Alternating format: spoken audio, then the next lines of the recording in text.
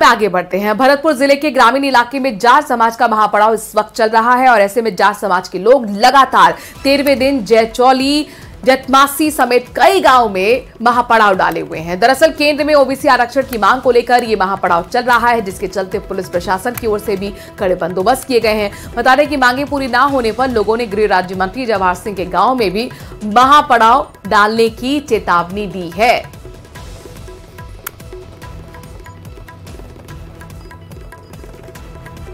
तो कई दिन हो चुके हैं, महापड़ाव चल रहा है। आरक्षण की मांग को लेकर जाट समाज एकजुट और अब सीधी चेतावनी कि अगर उनकी मांगे पूरी नहीं होंगी तो गृह राज्य मंत्री जवाहर सिंह के गांव वो जाएंगे, यहां पर भी डेरा डाला जाएगा, यहां पर भी महापड़ाव किया जाएगा। हालांकि इस बीच सरकार की तरफ से भी गंभीरता दिखाई गई थी, कमेटी गठित की गई थी और कमेटी की बातचीत भी जाट समाज से हुई, लेकिन अब तक कोई नतीजा नहीं निकला है। दीपक हमारे संवाददाता भरतपुर से इस खबर पर जुड़ गए हैं। दीपक, भरतपुर तो ये आरक्षण के आंदोलन की एक तरीके से जमीन कही जा सकती है। आप ये जो जाट समाज आंदोलित है, आखिरकार क्या तेवर देख रहे हैं, स्टेटस जो सरकार से बातचीत का है उसके बारे में भी जानकारी दीजिए।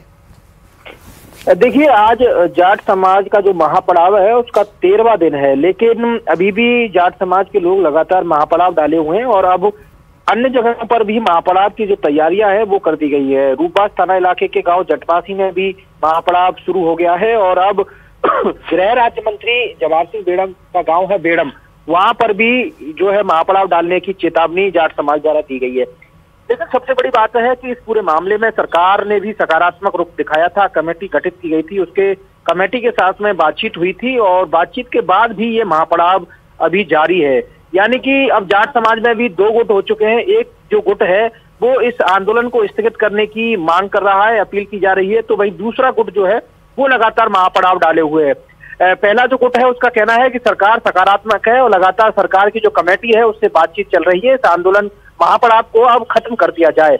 लेकिन जो लोग महापड़ाव पर बैठे हुए हैं, जिन्होंने शुरू से ही महापड़ाव को शुरू किया था, और तो उन लोगों का कहना है कि जब तक आरक्षण नहीं मिलेगा केंद्र में ओबीसी वर्ग में, जब तक ये महापड़ाव जारी रहेगा। अब ऐसे में देखने वाली बात यह है कि ये किस तरह से रुख बदलता है ये आंदोलन, क्या इसका प्रभाव रहता है, क्योंकि लगातार सरकार की जो कमेटी थी वो बात कर रही थी, यहाँ के जो इसके संयोजक थे उनसे बातचीत की जा रही थी और कहीं ना कहीं सकारात्मक पहल देखने को मिल रही थी। ठीक है दीपक, शुक्रिया तमाम जानकारी हम तक पहुंचाने के लिए। दीपक हमारे संवाददाता बता रहे हैं कि जाट समाज में भी एक तरह से दो फांड नजर आ रहा है। एक गुट और राजस्थान से जुड़े पीएफआई कनेक्शन मामले में बड़ी कार्रवाई हुई है। जांच एजेंसी एनआईए ने चार्जशीट दायर कर दी है। एनआईए के मुताबिक 3 आरोपियों के खिलाफ चार्जशीट दायर की गई है। मुबारक अली, शमशेर खान, वाजिद अली के खिलाफ चार्जशीट दाखिल कर दी गई है। इस वक्त की बहुत बड़ी खबर अपने दर्शकों को बता रहे हैं। पीएफआई कनेक्शन मामले में बड़ी कार्रवाई हुई है। राजस्थान से जुड़ा यह पीएफआई कनेक्शन, जिसमें बड़ा एक्शन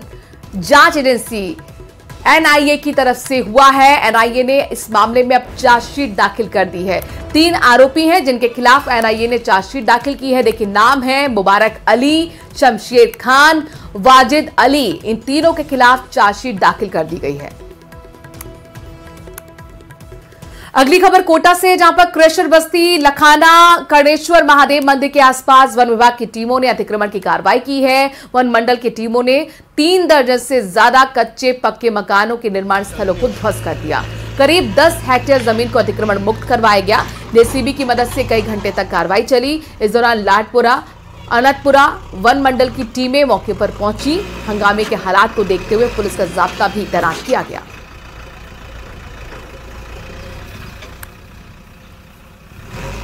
कोटा में एक महिला ने निजी बैंक पर मनमानी करने का आरोप लगाया है। महिला ने बैंक पर उसकी सहमति के बगैर घर पर कब्जा करने का आरोप लगाया है। महिला का कहना है कि बैंक कर्मचारियों ने बच्चों को डरा धमकाकर घर से बाहर निकाला, मकान पर ताला डाल दिया। दरअसल पीड़िता ने बैंक से 20 लाख का लोन लिया। वहीं कोरोना काल में महिला कुछ किस्तें नहीं जमा करवा पाई। इसके बाद जिला कलेक्टर ने दोनों पक्षों को 31 जनवरी को सुनवाई के लिए बुलाया था, मगर बैंक ने उससे पहले ही घर पर ताला लगा दिया, जिसके चलते महिला मानसिक तनाव से जूझ रही है। बैंक से हमने लोन लिया था 20 लाख का। उसके बाद कोरोना टाइम से थोड़ी दिक्कत सबको हुई, उसके बाद भी हमने जमा किए पैसे और फिर 2-3 किस्तें ड्यू होने के बाद इन्होंने बदतमीजी करना शुरू कर दिया हमारे साथ। लेकिन उसके बाद इन्हें सरफेक्सी एक्ट में भी डाल दिया। बात होते हुए हमारी बात भी हो रही थी, उसके बाद भी सरफेक्सी एक्ट में इन्होंने यहाँ पे कलेक्टर साहब की फाइल डाल दी। फाइल डालने के बाद यहाँ से आदेश हुए, वो भी हमारी बिना मौजूदगी में, हम वहाँ थे भी नहीं, एक तरफा आदेश हुए इनके बैंक वालों के लिए। और जिस आदेश को ये लागू कर रहे हैं वो आदेश की ऑलरेडी यहाँ पे सुनवाई चल रही है कलेक्टर साहब के यहाँ पे, और उसकी अभी सुनवाई की तारीख 31 नियत है। उसी बीच में उनका वकील भी आ रहा है, हमारे वकील भी यहाँ पे पक्ष रख रहे हैं, लेकिन हमारा पक्ष जाने बिना और बैंक वालों के सारा पक्ष नॉलेज होने के बिना बच्चे घर पे अकेले थे और इन्हें अवैध रूप से मतलब वहाँ पे प्रवेश करके और ताला लगा के बच्चों को बाहर खड़ा कर दिया है। अगली खबर अजमेर से है, जहां पर अजमेर कोटा स्टेट हाईवे पर गुलगांव गांव में घंटों से जाम लगा हुआ है, जिसके चलते लोगों को भारी परेशानी हो रही है। जाम में कई रोडवेज बसें भी फंसी हुई हैं, जिसके कारण यात्रियों के हाल बेहाल हो गए। ये जाम गुलगांव गांव में बन रही सड़क की वजह से लगा है। जानकारी के मुताबिक लोगों ने इस रोड निर्माण कार्य को लेकर शिकायत की, जिसके बाद काम बंद हो गया। अब आम लोगों को जाम का सामना यहां पर करना पड़ रहा है। रोजाना स्टेट हाईवे पर सैकड़ों वाहन जाम में फंसते हैं, कई किलोमीटर तक वाहनों की लंबी लंबी कतारें लगती हैं। लोग अपने अपने स्तर पर जाम से निकलते हैं, लेकिन प्रशासनिक अधिकारी कोई इससे सरोकार नहीं रख रहे।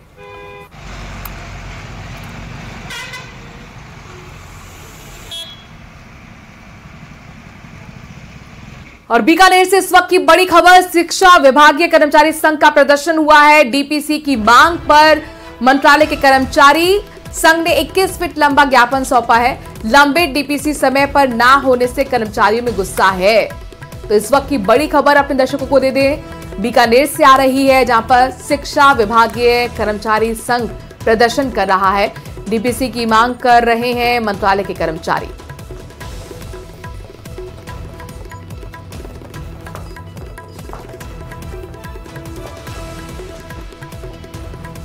चलते हैं ईआरसी पर हंगामा देखने को मिल रहा है। आपकी आत्मा हरीश जी की आत्मा पहले बीजेपी में थी, जो कांग्रेस में चली गई तो बदलती रहती है आत्मा। आप एक बार पूरा कर ले, उसके बाद एक बार पूरा कर ले। अरे बीच में मत बोले, एक बार पूरा कर लेने।